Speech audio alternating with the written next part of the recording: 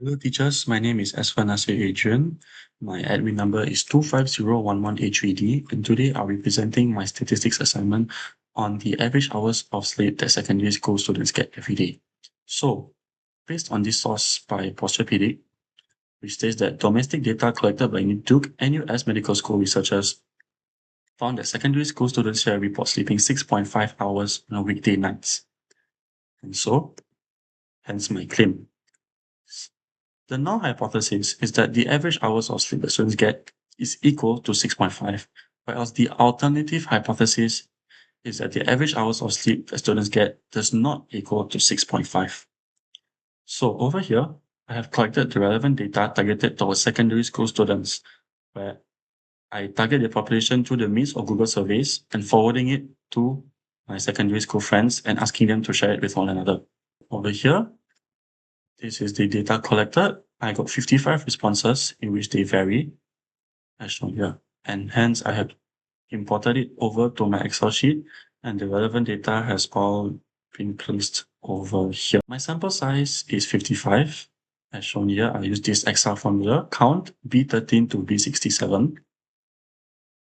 And then the sample mean is 8.50900909, whereas I use the Excel formula of average count from B13 to B67. And then I got the sample standard deviation using the Excel formula over here. For this assignment, I'll be using the significance level of 0.05. The population mean has already been given in the source, as shown over here. And since the population standard deviation is not given, I will be using a t-test. So the t-statistic I got is 6.984495, as shown over here. And I have used this Excel formula, which is the relevant cells over here.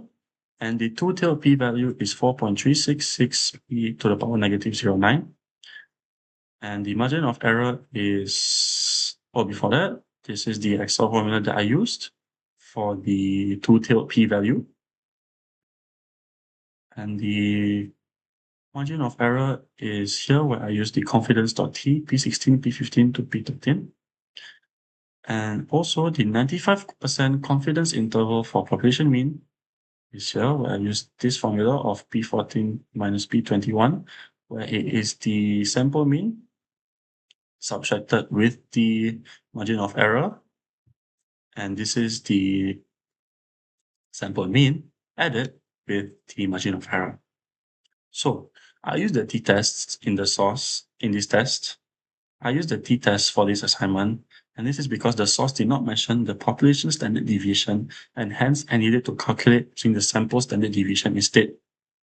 Now, since the p-value over here is significantly lesser than the significant value, I can hence reject the claim that the average hours of sleep that students get is equal to 6.5, which means that I'm rejecting the null hypothesis.